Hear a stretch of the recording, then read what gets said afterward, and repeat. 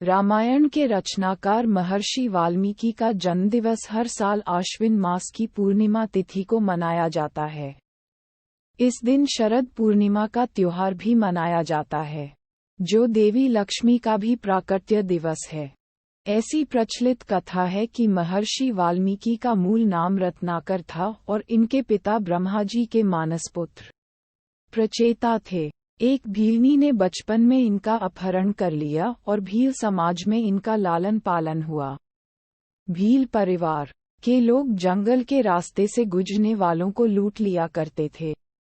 रत्नाकर ने भी परिवार के साथ डकैती और लूटपाट का काम करना शुरू कर दिया, लेकिन ईश्वर ने इनके लिए कुछ और ही सोच रखा था।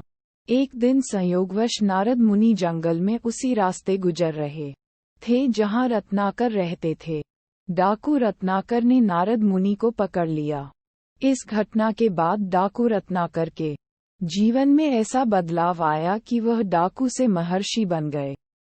दरअसल जब वाल्मीकि ने नारद मुनि को बंदी बनाया तो नारद मुनि ने कहा कि तुम जो ये पाप कर्म करके परिवार का पालन कर रहे हो, क्या उसके भागीदार तुम्हारे परिवार के लोग बनेंगे?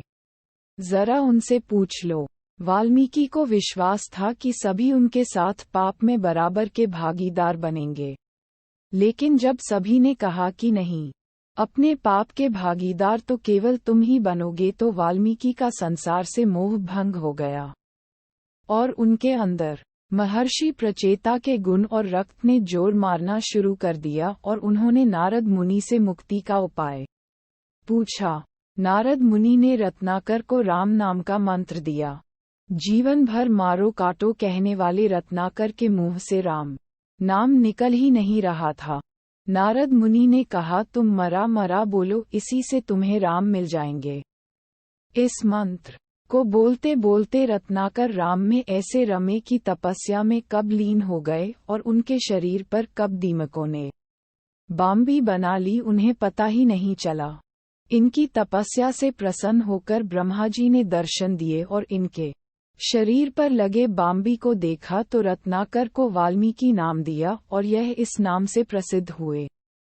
ब्रह्मा जी ने इन्हें रामायण की रचना करने की प्रेरणा दी, लेकिन रत्नाकर को ये पता नहीं था कि वह किस तरह से रामायण की रचना करेंगे। एक नदी तट पर सुबह पहुंचे तो क्रोच पक्षियों के जोड़ों को प्रणय करते देखा। उसी समय एक शिकारी ने तीर से कोंच के नर को मार दिया। इससे महर्षि इतने आहत हुए कि उनके मुंह से सहसा एक शाप निकल पड़ा। मां निषाद प्रतिष्ठा त्वं गमय शाश्वती समा यत्क्रौंच मिथुनादेकम अवधीह काम मोहितम, यानी जिस दुष्ट शिकारी ने प्रेम में लिप्त पक्षी का वध किया है उसे कभी चैन नहीं मिलेगा। शाप देने के बाद महर्षि सोच में पड़ गए कि उनके मुंह से यह क्या निकल गया। नारद मुनि उस समय प्रकट हुए और उन्हें कहा कि यही आपका पहला श्लोक है जिससे आप रामायण की रचना करेंगे।